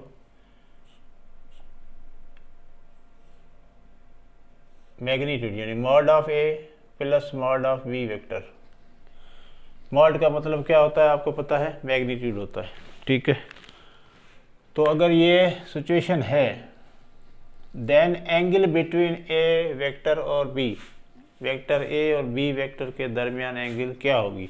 अगर ये सिचुएशन आ जाए, कौन सी सिचुएशन आ जाए, mod of vector a + b vector is equal to mod of a + mod of b vector. ठीक है, अच्छा अब हमने क्या पढ़ा है, हमने ये पढ़ा है कि a + b का जो वेक्टर्स को सम करते हैं तो दोनों का रिजल्टेंट आएगा। क्या आएगा, एक वेक्टर मिलेगा जिसको हम कहते हैं रिजल्टेंट वेक्टर। तो इसका मतलब ये जो है ये किसके बराबर है, resultant, magnitude of the resultant. a + b को करें तो किसका, इस वेक्टर r का यानी रिजल्टेंट का मैग्नीट्यूड निकलेगा। और इसको हम क्या लिख सकते हैं भाई, मैग्नीट्यूड को क्या लिख सकते हैं, ये आपका सिंपली मैग्नीट्यूड है। ए का मैग्नीट्यूड और बी का मैग्नीट्यूड, ठीक है ना। यानी आपका ये इस तरह भी लिख सकते हो, मैग्नीट्यूड ऑफ ए और मैग्नीट्यूड ऑफ बी। तो इसको हम मॉड के बगैर भी लिख सकते हैं, ठीक है ना, मॉड के बगैर लिख सकते हैं, इसको भी मॉड के बगैर लिखें और इसको भी मॉड के बगैर लिखें। यानी ये मैग्नीट्यूड ज़ाहिर कर रहा है, ये मैग्नीट्यूड, और ये ए प्लस बी जो है वो दोनों को सम करने के बाद हमें हमेशा क्या मिलता है, रिजल्टेंट मिलता है। तो इसको हम किससे लिख सकते हैं, आप रिजल्टेंट यानी आर से लिख सकते हो। हमने पढ़ा है ना, ग्राफिकल में पढ़ा या आपने अभी पढ़ा कि भाई आर वेक्टर जो होता है किसके बराबर होता है, sum of vector a and b. और इसको आखिर में नतीजा क्या निकलेगा, इसका मैग्नीट्यूड किसके बराबर होगा, ए प्लस बी के होगा। ये वाली सिचुएशन आप लोगों ने पढ़ी। तो अब मुझे बताएं कि भाई ये कब होता है, ठीक है ना, a plus b is equal to r, यानी दोनों वेक्टर्स के मैग्नीट्यूड को प्लस करें तो रिजल्टेंट का मैग्नीट्यूड आता है। ये सिचुएशन हमने पढ़ी थी जब आपका वेक्टर्स क्या हो, पैरेलल हो और थीटा कितना हो आपका 0 डिग्री हो, तभी हो सकता है। जो मैक्सिमम वाला याद है ना, मैक्सिमम वाली कंडीशन है ये, ठीक है। तो इस कंडीशन में a plus b is equal to r है, ए प्लस बी यानी मैग्नीट्यूड ऑफ ए और बी को हम जमा करें तो आर के मैग्नीट्यूड के बराबर आ जाए। तो ये कौन सी सिचुएशन है आपकी, जब वेक्टर्स पैरेलल होते हैं, उनके दरमियान एंगल कितनी होती है, 0 डिग्री होती है। तो सही ऑप्शन हमारा क्या हो जाएगा, 0। तो ये एक्चुअली आपको पढ़ना कैसे, ये आर के बराबर होता है, दोनों वेक्टर्स को जमा करेंगे तो उसका मैग्नीट्यूड आर का आएगा यानी रिजल्टेंट का आएगा, और ये मैग्नीट्यूड ऑफ ए है और ये मैग्नीट्यूड ऑफ बी है। तो ए प्लस बी हमेशा मैक्सिमम रिजल्ट वाला फार्मूला है, और मैक्सिमम रिजल्ट कब आती है, जब आपका वेक्टर्स क्या हो, पैरेलल हो, यानी दोनों के दरमियान एंगल कितनी हो, 0 डिग्री हो। तो सही ऑप्शन हमारा हो गया 0 डिग्री, ठीक है जी। अच्छा, अब यहाँ पर नेक्स्ट क्वेश्चन में which pair of the following forces will never give resultant force of 2 Newton, यानी जो नीचे 4 पेयर दिए गए हैं इनमें कौन सा पेयर ऐसा है जिसका रिजल्टेंट कभी भी 2 नहीं आ सकता, कभी भी 2 नहीं आ सकता। तो इसके लिए आपने क्या पढ़ा था कि भाई आपके रिजल्टेंट की जो लिमिट है, ये वाला फार्मूला आपने पढ़ा था, आर ग्रेटर इक्वल टू आपका क्या होगा, ए माइनस बी, ठीक है, and less and equal to A plus B. ये आपका मैक्सिमम है और ये क्या है, मिनिमम रिजल्टेंट है, और इनके दरमियान कुछ भी हो सकता है, ठीक है ना। तो अब हम करेंगे यही वाला फार्मूला इधर अप्लाई करेंगे। तो a माइनस बी करें तो 2 माइनस 2 कितना हो जाएगा, 0, ये वाली निशानी, फिर आपने क्या डाल दिया r, फिर आपका ये वाली निशानी, a प्लस बी करें 2 प्लस 2 कितना हो जाएगा, 4। तो भाई ये कह रहा है इस पेयर का रिजल्टेंट 0 हो सकता है, 4 भी हो सकता है और बीच वाला भी हो सकता है। तो बीच 0 और 4 के दरमियान 2 आता है कि नहीं आता, आता है। तो ये इसका जो है वो हो सकता है, 2 रिजल्टेंट हो सकता है, क्योंकि 0 और 4 के दरमियान 2 आता है। तो हमें वो पेयर चाहिए जिसका रिजल्टेंट कभी भी 2 नहीं हो सकता। चले अब इसको देखते हैं, a माइनस बी 1 माइनस 1 0 हो गया r, और यहाँ पर 1 प्लस 1 कितना हो जाएगा, 2। तो इसका रिजल्टेंट 0 भी हो सकता है और 2 भी हो सकता है, और इसके बीच वाला मामला भी हो सकता है, ठीक है ना। तो बीच में आपका 1 आता है, 1.1 भी आएगा, 1.2 भी आएगा, सारे आएंगे। मगर हमें क्या चाहिए, इसका 2 हो सकता है, तो मतलब हमें चाहिए जिसका 2 ना हो। तो इसका भी 2 हो सकता है, तो ये भी सही ऑप्शन हमारे लिए नहीं है। चले ये भी आपका ऑप्शन गलत हुआ, ये भी गलत हुआ है क्वेश्चन के हिसाब से। अब देखते हैं इसको, तो 1 और 3 का डिफरेंस कितना होगा, 2, और मिनिमम ये हो गया। मैक्सिमम कितना होगा, 1 प्लस 3 कितना हो जाएगा, मैक्सिमम क्या है, a प्लस बी, 1 प्लस 3 कितना हो जाएगा आपका 4। तो 2 और 4, 2 आ रहा है इधर, देखें कम से कम 2 है, यानी इसका भी रिजल्टेंट 2 आ सकता है। तो ये भी ऑप्शन हमारे लिए सही नहीं है। अच्छा, अब इसको देखते हैं, इन दोनों का डिफरेंस क्या होगा, 1 और 4 का डिफरेंस कितना होगा, 3, और इनको हम प्लस कर दें, यानी मैक्सिमम कितना होगा आपका, 1 + 4 कितना हो जाएगा, 5। अब यहाँ पर देखें 3 और 5 या इनके दरमियान 3 भी हो सकता है, 5 भी हो सकता है। मैक्सिमम कितना है, 5 है, मिनिमम कितना है, 3 है, ये भी हो सकते हैं दोनों। इनके दरमियान वाले भी हो सकते हैं, यानी 3 से बड़े और 5 से छोटे वाले भी हो सकते हैं भाई। तो इसमें 2 आएगा, क्योंकि 2 तो इधर रह गया, पीछे रह गया।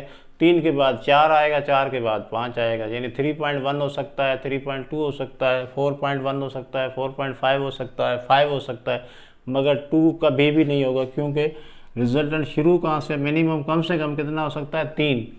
कम से कम कितना हो सकता है, मिनिमम 3 हो सकता है, इससे ज़्यादा कम नहीं हो सकता। तो 2 ज़ाहिर है 3 से कम है, तो आपका सही ऑप्शन क्या हो जाएगा, इस पेयर का कभी भी रिजल्टेंट 2 नहीं आएगा।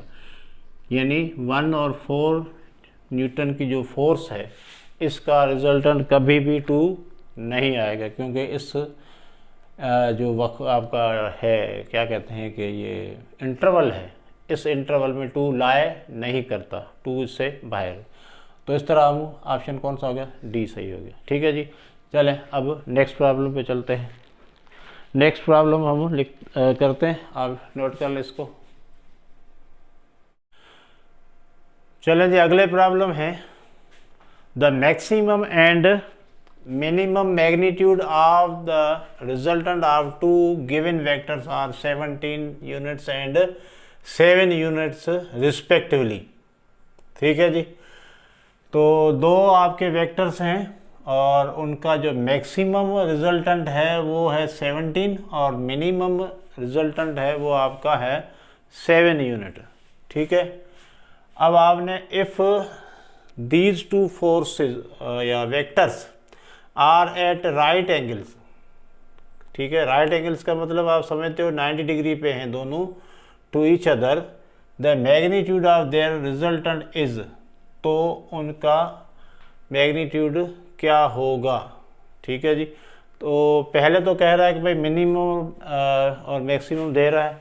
अगर इसी वेक्टर्स को हम दोनों को पहले वो निकालें कि दोनों का मैग्नीट्यूड क्या होगा, ए और बी का मैग्नीट्यूड अलग अलग से निकालो। फिर कह रहा है अगर इनको हम रख दें परपेंडिकुलर टू ईच अदर रख दें या राइट एंगल पे रख दें तो इसका मैग्नीट्यूड क्या होगा। तो क्वेश्चन को समझना पहले लाजमी है। ठीक है, तो यहाँ पर वेक्टर मिनिमम और मैक्सिमम का आपको पता है, मैक्सिमम और मिनिमम R = A + B, ये है आपका फार्मूला किसका है, मैक्सिमम का है। ठीक है, और R = A - B या A डिफरेंस B कर लें तो ये किसका है, आपका मिनिमम का है। ठीक है, तो यहाँ पर दोनों दे रहा है, देखें A + B का रिजल्टेंट कितना दे रहा है, मैक्सिमम का। मैक्सिमम कितना है आपका, 17 है। चले, फिर मिनिमम कितना है, यानी A - B करें तो कितना आ रहा है, 7 आ रहा है। तो ये दोनों इक्वेशन हैं, इनको हम कर देते हैं ऐड, क्योंकि ये आपका हमें चाहिए ए और बी का अलग से चाहिए, दोनों का मैग्नीट्यूड अलग अलग चाहिए। ए कितने का या मैग्नीट्यूड है और बी का मैग्नीट्यूड कितना, ये मालूम करना है। तो हम ज़ाहिर है इसको एलिमिनेशन के मेथड से सॉल्व करेंगे। ठीक है जी, तो ये बी में कट गया, ये प्लस का था ये माइनस का था, तो ए और 2A हो गया, 17 और ये 24 हो गया है ना, सही का। ठीक है, अब 2 का टेबल इसको कितनी बार, 12 मरतबा, तो ए का कितना आ गया, 12 यूनिट आ गया। ठीक है, ए का मिल गया हमें। बी का अब टोटल कितना है आपका, देखें A + B करें तो कितना है आपका, 17 है, मैक्सिमम 17 है, तो 12 17 में से 5 काटेंगे, या इसमें आप इसकी वैल्यू रख दें, A की वैल्यू यहाँ रखते हैं 12, 12 उधर जाके माइनस हो जाएगा, 17 में से 12 गया, तो B की वैल्यू आ जाएगी आपकी 5 यूनिट। सही है जी, तो दोनों का हमें मैग्नीट्यूड मिल गया अलग अलग, A का और B का। ठीक है, तो A का कितना है, 12 यूनिट है और B का कितना है, 5 यूनिट है। अब कह रहा है कि भाई ये तो आपने मालूम कर लिया, ठीक है जी। अब कह रहा है कि अगर इन दोनों को हम 90 डिग्री पे रखें, किस पे रखें, 90 डिग्री पे रखें, यानी परपेंडिकुलर कर दें, तो इनका रिजल्टेंट क्या आएगा। सही है जी, तो इनका रिजल्टेंट क्या आएगा। अब 90 डिग्री का मतलब आपको फार्मूला पता है रिजल्टेंट निकालने का। 90 डिग्री का हमने पहले आपको बता दिया, अब इसी वीडियो में आप देखेंगे। पहले R इज इक्वल टू क्या है, a square plus B square, या आप करना चाहते हैं तो पूरा लिख लें भाई, क्या होगा, प्लस 2AB cos थीटा। तो A कितना है आपके पास, 12 है, तो ये 144, B कितना है, 5 है, 25, प्लस 2 इंटू 12 इंटू 5 cos 90 क्या हो जाएगा, 0। तो ये तो पूरा 0 हो गया। बाकी आपके पास 144 प्लस 25, तो ये बन गया आपका 169 विच इज़ इक्वल टू 13। ठीक है, तो अच्छा, जब भी 90 का करना तो आप इसकी लिखने की ज़रूरत नहीं, वैसे 0 हो जाएगा। तो हमने पहले से फार्मूला ड्राइव करके रखा है भाई, a square plus special case में। ठीक है जी, तो ये 169 आ गया और 13 आता है। 13 कहाँ है भाई, ये पड़ा है डी, ये आपका सही ऑप्शन है। ठीक है, क्वेश्चन समझने की ज़रूरत है। पहले कह रहा है कि दोनों वेक्टर्स का मिनिमम और मैक्सिमम दे रहा है, मिनिमम मैक्सिमम 17 है, वो 7 था। फिर कह रहा है इसको आपने अलग अलग फोर्सेस मालूम करें या वेक्टर्स मालूम करें, उसके बाद जो है अगर इन दोनों वेक्टर्स को हम परपेंडिकुलर रखें एक दूसरे के साथ तो क्या आएगा जवाब। सही, तो अब यहाँ पर ये आप समझ में आ गया। नेक्स्ट प्रॉब्लम है जी, the sum of the magnitudes of two forces acting at a point is 18। ठीक है, सम कह रहा है, ये समझने की जरूरत है। And the magnitude of their resultant is 12 if the resultant is at 90 degree with the force of similar magnitude. जो फोर्स छोटे मैग्नीट्यूड वाली है, यानी छोटी फोर्स है, उसके साथ रिजल्टेंट 90 के एंगल बना रहा है। What are the magnitude of the forces. तो यहाँ पर समझने की बात है भाई, वो जो 18 है वो रिजल्टेंट नहीं दे रहा, वो कह रहा है कि दोनों के मैग्नीट्यूड को हम सिंपली अर्थमेटिक अलजेब्रा के हिसाब से सम करते हैं दोनों का मैग्नीट्यूड, तो 18 आ रहा है। यानी वो कह रहा है कि magnitude of A plus B करो तो कितना आ रहा है, 18 आ रहा है। और दोनों का जो रिजल्टेंट है, मैग्नीट्यूड ऑफ देयर रिजल्टेंट कितना है, आर कितना है, 12 है। If the resultant is at 90 degree. अब यहाँ पर कह रहा है कि सिमिलर फोर्स। अब सिमिलर, हम दो फोर्स हैं हमारे पास, ए और बी, दो फोर्सेज हैं। अब इसके नाम आप कुछ भी रख लो अपने तरीके से, F1 F2 रखो, मैंने ए और बी रखा है, आपकी मर्ज़ी जो रखे नाम। मगर दो फोर्सेज जो हैं उनमें से जो सिमिलर फोर्स होगी उसके वो रिजल्टेंट आपका परपेंडिकुलर। अब सिमिलर हमें क्या पता कौन सी वाली है, तो हमने तो अज्यूम करना पड़ेगा कोई एक आपका सिमिलर फोर्स है।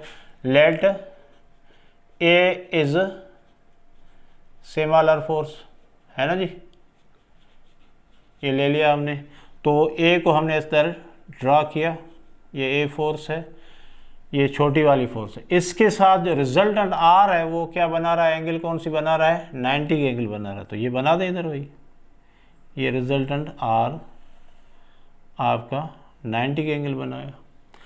और अब बी जो है वो बड़ी फोर्स है, तो वो कैसे होगी, आपका हेड टू टेल लगेगा भाई। यहाँ पर हेड आ गया तो इसका बी का टेल इधर और ये आपका इधर।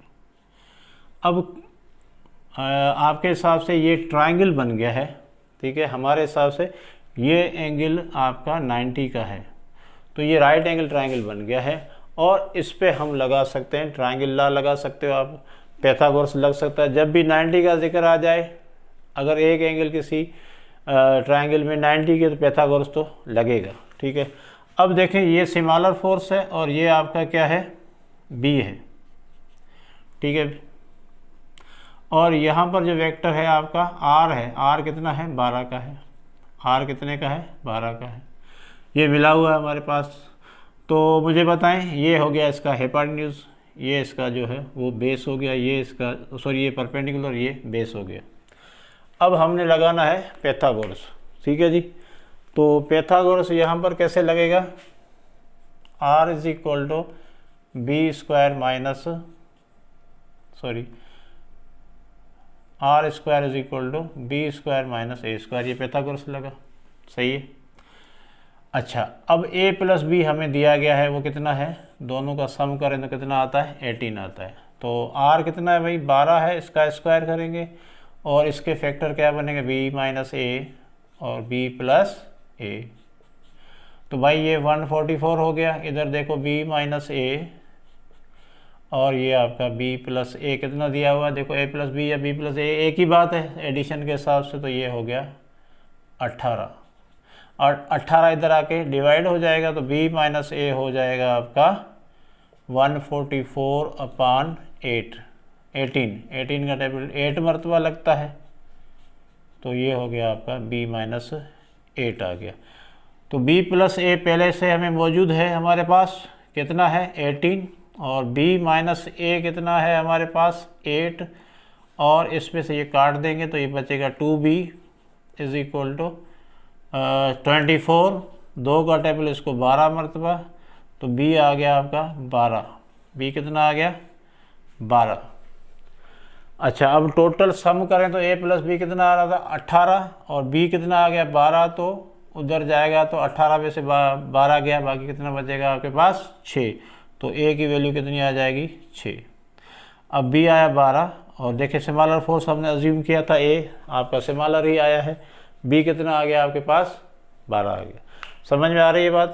तो हमने यहाँ पर ट्रायंगल लॉ का जो है वो इस्तेमाल किया, आप वो भी कर सकते हो, वो थोड़ा लंबा हो जाएगा, थोड़ा क्या कहते हैं जो आपका ये पैरेललोग्राम लॉ जो है वो थोड़ा लंबा हो जाएगा, ये आपका डायरेक्ट आप निकाल सकते हो, ठीक है जी।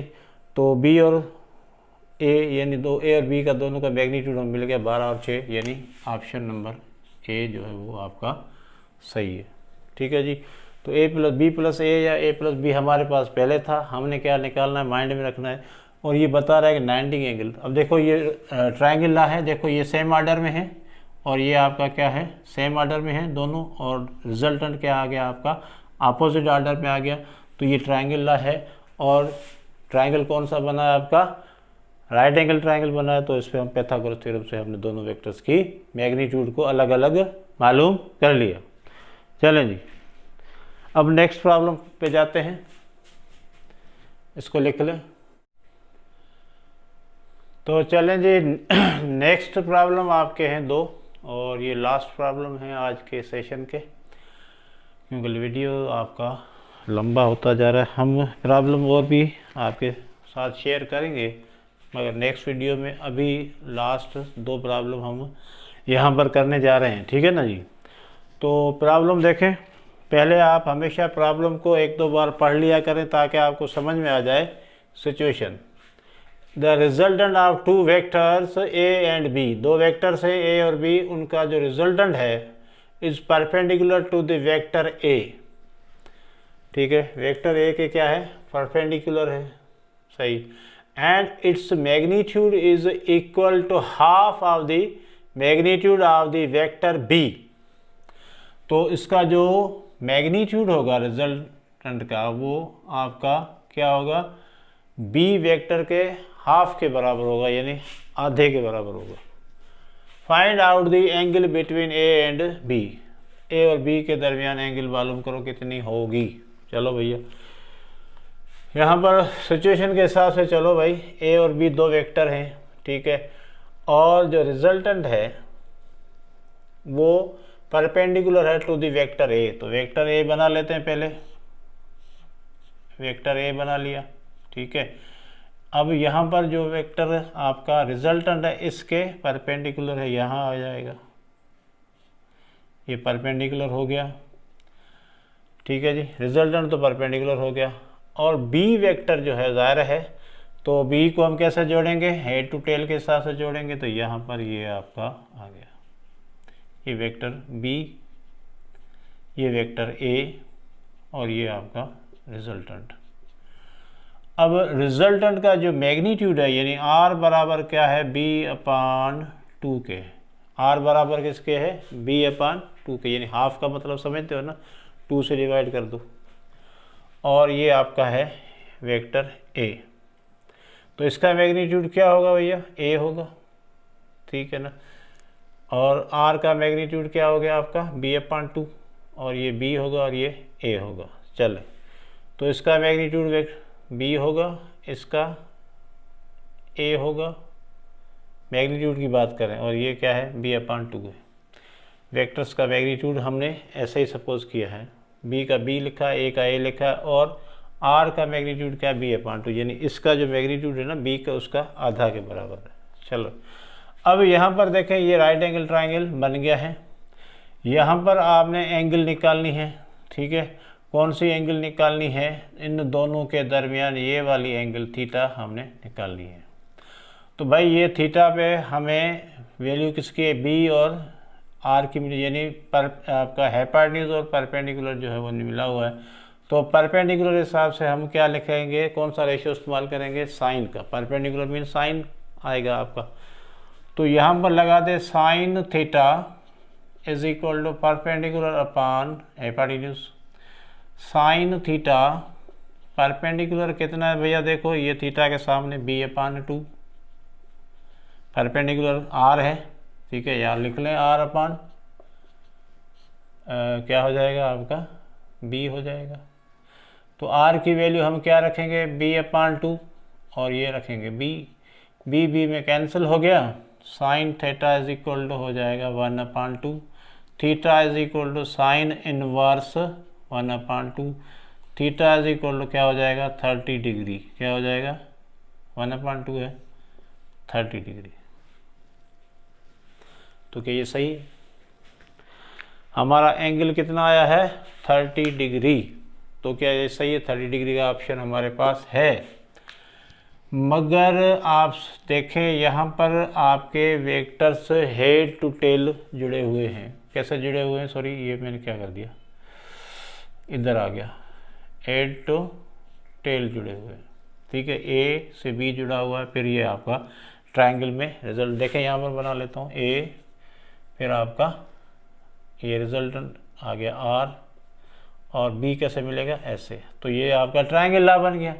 ट्रायंगल लॉ में आपका रिजल्टेंट क्या आता है, अपोजिट ऑर्डर में आता है। तो वेक्टर ए हो गया और ये बी हो गया। यहाँ पर एंगल हमने कितनी निकाली है 30 डिग्री। क्या यहाँ पर निकाली है? नहीं, ये थीटा है, ये क्या है थीटा है।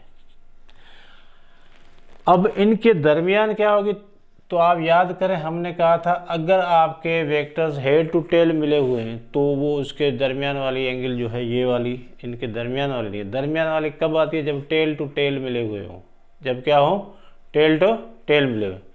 तो यहाँ पर तो हेड टू टेल मिले हुए हैं, तो इनको टेल टू टेल मिलाने के लिए क्या करोगे, इसको शिफ्ट करोगे आगे की तरफ, और ये आपका आ गया इसका टेल, यानी ए का टेल अब बी के टेल से मिल गया। ये बी का टेल टेल से मिल गया। और ये एंगल अब देखें हमने हमारी रिक्वायर्ड एंगल है। तो ये एंगल कैसे मालूम करेंगे, तो ये टोटल एंगल आपकी स्ट्रेट लाइन की कितनी बनती है 180, और ये आपकी कितनी आई है 30 डिग्री आई है।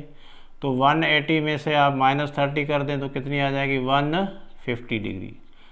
तो सही ऑप्शन हमारा क्या होगा, इन वेक्टर्स के दरमियान एंगल कितनी है 150 है, तो 150 पे आप टिक कर दो। तो यहाँ पर ये हमेशा याद रखना, हेड टू टेल मिला हुआ तो उसके दरमियान जो एंगल निकली वो तो थीटा है आपकी, वो हमारे वेक्टर्स के दरमियान वाले एंगल नहीं है। दरमियान वाले एंगल तभी निकलेगी जब वेक्टर्स को आप टेल टू टेल जोड़ोगे। तो टेल टू टेल जोड़ने के लिए क्या तरीक़ेकार है, मैं पहले भी बता चुका हूँ काफ़ी मरतबा कि इसको पैरेलल शिफ्ट कर दो, टेल टेल से मिला दो, ए और बी को टेल टेल से मिला दो, और ये एंगल आपका टोटल कितना होता है 180 का होता है। 30 गया उसमें से, बाकी कितना बचेगा 150 बचेगा। ओके, तो ये हो गया आपका एक प्रॉब्लम। अब नेक्स्ट प्रॉब्लम के लिए हम यहाँ पर जा रहे हैं। तो ये है कि भाई अगर आपका ये mod of vector a minus B, यानी ये मैग्नीट्यूड हो गया, बराबर a के हैं, magnitude of a magnitude of b, ये कंडीशन आ गई। तो a और b के दरमियान एंगल कितनी होगी। तो भाई यहाँ पर देखो मॉड में वेक्टर a माइनस बी लिखा हुआ, तो इसका मतलब ये सीधी बात है कि रिजल्टेंट मांग रहा है। ये क्या शो कर रहा है, रिजल्टेंट है। ये क्या है आपका मैग्नीट्यूड ऑफ दी रिजल्टेंट है, तो ये r आ गया। यहाँ पर ए क्या है आपके पास, मैग्नीट्यूड है, ये बी क्या है आपके पास, मैग्नीट्यूड है। तो भाई ये तीनों बराबर हो गए, यानी ये ए और बी का हम डिफरेंस करते हैं तो आर के बराबर आता है, मैग्नीट्यूड ऑफ आर। मॉड का मतलब क्या होता है, मैग्नीट्यूड। तो यहाँ ऐसे लिखें या ऐसे लिखें, आपकी मर्जी, यह तो होता तो आर के बराबर है। ये रिजल्ट निकलेगा ना, दो वेक्टर्स को हमने सम किया है तो ए माइनस बी आ गया, तो किसके बराबर आएगा, आर के। आर का मतलब है रिजल्टेंट का मैग्नीट्यूड, और ये मैग्नीट्यूड ऑफ ए, ये तीनों बराबर है। तो इन दो वेक्टर्स ए और बी के दरमियान एंगल कितनी होगी, तो हमने कौन सा लगाना है फार्मूला, यही वाला मशहूर ज़माना, a square plus B square plus 2ab cos theta. R किसके बराबर है, ए ले लेते हैं, सबको ए के बराबर कर देंगे, ए स्क्वायर। बी की जगह भी हम क्या उठा सकते हैं, आर, यानी ए उठा सकते हैं, तो बी की जगह मैंने ए ले लिया। cos थीटा हमें मालूम करना है, cos थीटा हमने मालूम करना है, सही है जी। तो भाई ए स्क्वायर और ए स्क्वायर कितना हो जाएगा, 2a स्क्वायर हो जाएगा, 2a स्क्वायर ये भी आ गया, और cos थीटा। चले इसको अंडर रूट को ख़त्म करने के लिए स्क्वायरिंग करेंगे, both side, squaring both side, ये ए स्क्वायर हो जाएगा और ये अंडर रूट ख़त्म हो जाएगा, 2a स्क्वायर cos थीटा। तो देखें यहाँ पर 2a स्क्वायर इधर आ जाएगा, तो a स्क्वायर में से माइनस 2a स्क्वायर से माइनस का a स्क्वायर बचेगा इधर, ये हो गया 2a स्क्वायर, माइनस करना तो आता होगा, ठीक है। अब a स्क्वायर में कैंसिल हो गया, 2 इधर मल्टीप्लाई इधर जाके डिवाइड हो जाएगा, cos theta is equal to minus 1/2 हो जाएगा, theta is equal to cos inverse minus 1/2 किसके बराबर होता है, याद है किसके बराबर होता है, 120 के बराबर होता है। किसके बराबर होता है, माइनस 1/2 cos इनवर्स 120 के बराबर। एंगल कौन सी आ गई, 120। तो ये याद रखना।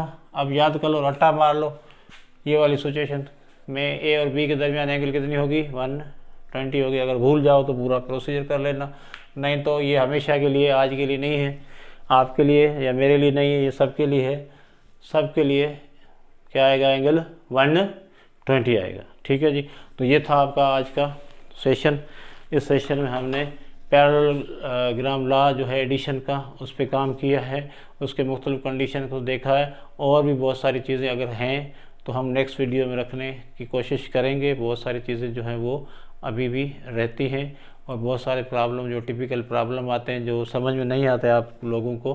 देखें यहाँ पर ये नहीं देखो कि भाई यहाँ पर मेथड पे ध्यान दो, आप क्वेश्चन के जवाब रटने की कोशिश मत करो, क्योंकि ये हमेशा एक जैसे नहीं आने वाले। लैंग्वेज चेंज कर देंगे, उधर कर देंगे, उधर कर देंगे, सिचुएशन को चेंज कर देंगे, कुछ भी कर सकते हो। आप पैटर्न पे ध्यान दो, और जो रूल्स हैं, जो आपके एनालिटिकल में क्या आता है, फार्मूले हैं, रूल्स हैं, वो आप याद रखो, और उसको जो है कंसेप्ट को आप दिमाग में रखोगे तो हमेशा आप MCQs वगैरह जो भी है क्वेश्चन आप सही हिट कर सकते हो उसको करेक्ट करने के लिए, सही है जी।